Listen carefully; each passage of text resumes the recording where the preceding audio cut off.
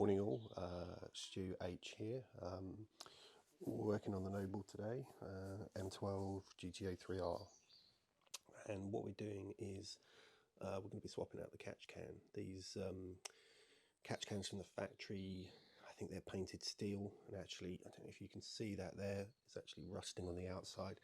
Now, I've not cut one of these in half, but the talk is that they quite often rust on the inside. So we're going to swap it out today with the Pro Alloy one, which is it's a good aftermarket option. I'll show you the kit in a second, but it should be a pretty straightforward swap. We've got a couple of tech screws there, probably some tie wraps. It's a Noble after all, and we're going to be blanking off the return into the intake, and that's where you got then it's got a dump out the bottom that goes straight down. It's probably going to be super hard to see, but I'll probably get a light down there in a minute. There is a line that goes off the bottom of the can to the sump. One of the things to look out for is a lot of people reported it's about sort of down here somewhere. The hose goes forward like so towards the sump, and it can rub on the drive shaft. So just a lot of people say just check it while you're doing it, while you're having a look and you're down there. Just make sure that line isn't rubbing on the drive shaft. So let's have a look at the bits that we're going to use. So this is what comes in the kit. You've got obviously the catch can. You've got the stopper for the return for the intake, for blocking that up. It comes with 3 hose clamps. One of them's over there. And then this long rubber hose here. It was quite cold up, that hose, when I got it. So I just put it in some hot water, slid a breaker bar down the middle of it, left it for 48 hours. The breaker bar clearly doesn't come in the kit. And the idea was just to straighten that out, so I wasn't fighting the hose when I'm trying to route it. And then these are the tools that I think we're going to need. Tech screws. I will probably throw the ones away that are on there and just replace them. As I said, tie wraps because it's a Noble. Socket 7mm, impact, sort of socket head for the screwdriver, power screwdriver, and probably a long screwdriver as well. I haven't grabbed that yet, but that's probably going to be useful. So pretty simple job, shouldn't require any fabrication or modification. Okay, so we're just going to start by obviously just removing all the Jubilee clamps.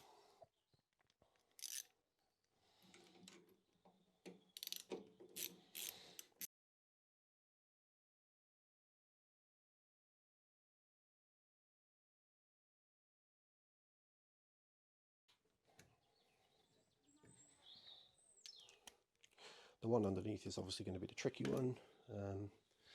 Let's see what I can clear out of the way in the meantime.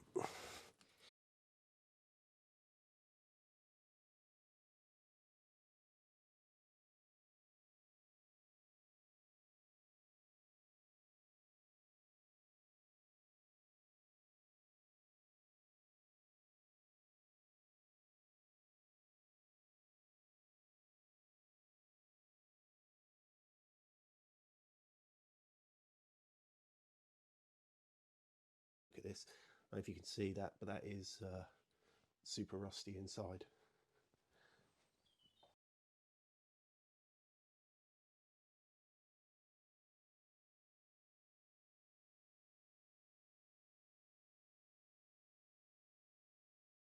What I think I'm going to do is get the screws undone.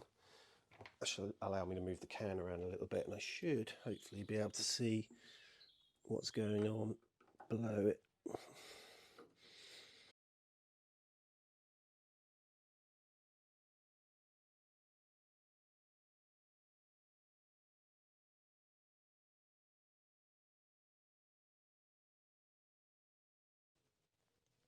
There is some wiring that runs down here, so when you're refitting, just make sure you don't catch the wiring.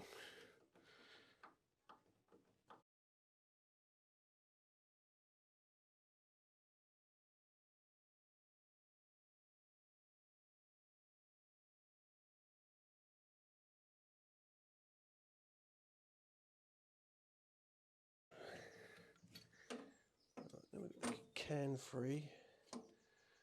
Yeah, should be able to that around and get on there. I mean, hopefully you can see just how rusty that is around the edges and around the top, and certainly up here, tons of rust. Look about where I want to route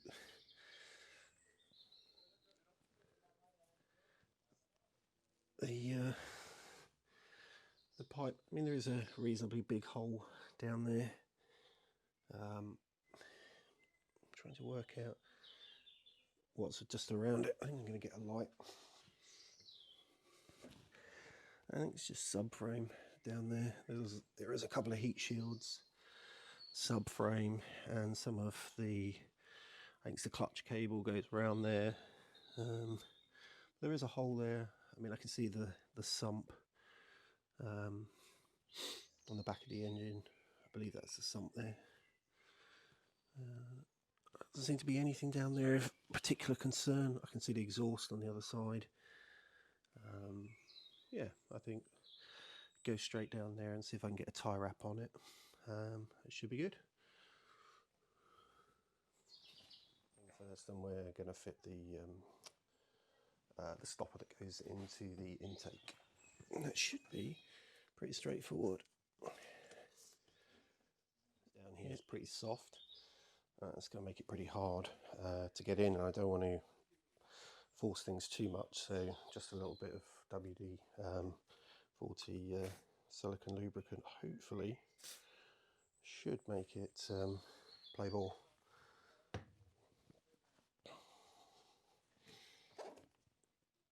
Yeah, that's going in easier. Right, okay.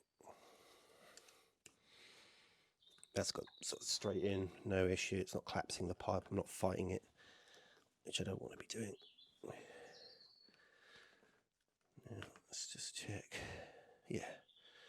I was just checking if when it's pushed all the way back to the collar, if it sticks into the pipe. I don't really want to obstruct the airflow in the pipe if I can help it.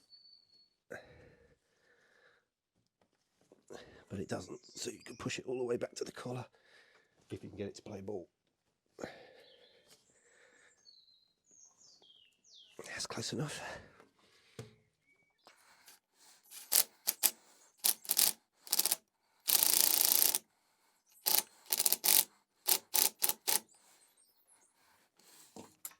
I just like to get a screwdriver on these to get a sense of how tight that is. Not very tight at all. Obviously don't like over tightening things. Hopefully you can see that there. It's reasonably neat fit. Can't see it anyway. I don't have to keep moving it too far. I'm likely to chip it and dent it. Obviously I've gone for the black powder coated one. If you've got the metal finished one, you're probably not so worried about it. Let's just have a quick look. I might take those oil lines off just because it's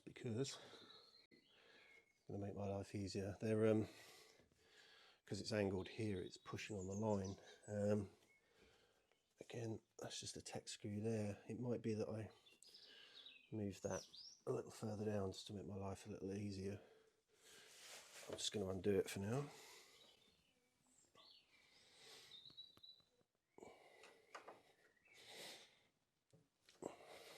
It's going to make my life a bit easier. Just make sure like the original holes line up. And they do. The original holes line up perfectly. Well done, Pro Alloy. And now the new drain hose. Now,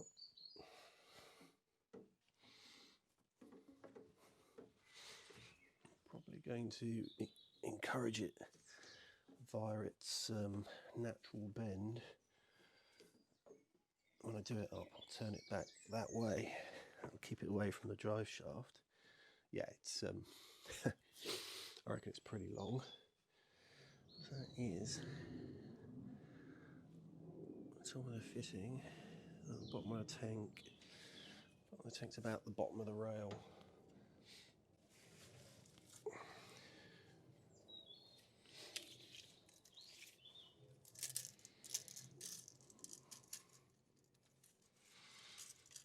So I'm going to go 60 And then if I need to cut it down a bit more, when I jack it up, I'll cut it down from below. I don't want to cut it too short at this stage.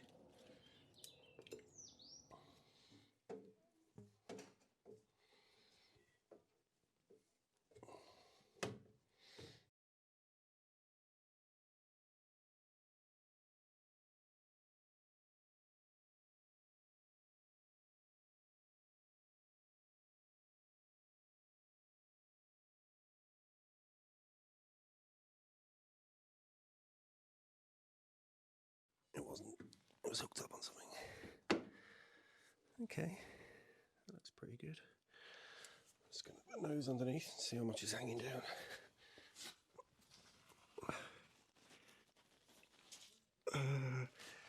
Yeah, quite a lot.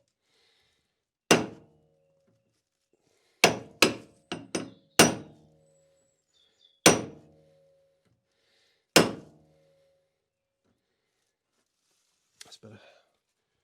Rather than try and take a file to it, obviously just reverse the cold chisel and use the flat edge just to knock down any burrs. That means the tank will sit nice and flat on there. I'm just going to do the same with the oil return line while I'm here.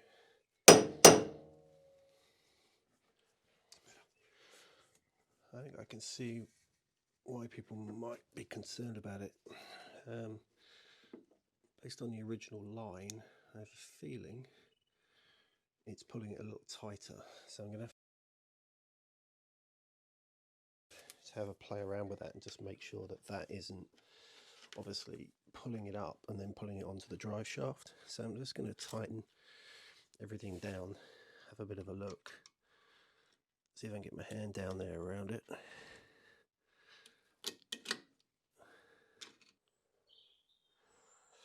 Okay, so there we go, Pro Alloy catch can fitted. I mean, I'm going to run it up, run it backwards and forwards. Maybe you can see the, can you see the drive shaft? I doubt it. But it's very low down the bottom there and it's rusty. It's you can probably just about see it. No. Anywho, that's the Pro Alloy catch can fitted. The most tricky thing was getting the screws back in over here. Everything else is pretty straightforward. The hose pipes are plenty long enough. I'm going to cut that down from below the car. The thing to keep an eye on is this pipe here, which is the return to the sump. The fitting's a little bit further over than the original catch can, I think. So if you pulled it too far onto the fitting, you're effectively shortening and shortening and shortening the pipe, and that's pulling it up towards the drive shaft. So just, you know, keep an eye on that, and make sure that you just caught a glimpse of the rusty drive shaft there just above the blue cable. Effectively it hooks around underneath it and goes into the sump. So just make sure that that's not touching on there, and you know, drive it for a couple of 100 yards and check it. You would see marking on the drive shaft, I would expect. Yeah, okay, pretty easy job, and certainly good for the life of the engine. Brilliant, thank you. Okay, there is the catch can final position. I did put a couple of tie wraps in here and here. There are some holes in the side of the bracket, so I utilised them. I moved the oil cooler bracket down to the end here, just made it easier. It was too tight on that. Played around getting the catch can as far back as I possibly could. I've taken it for a test drive, checked the drive shaft. There's no marking on the drive shaft, so it's not wearing on the oil lines, which is good.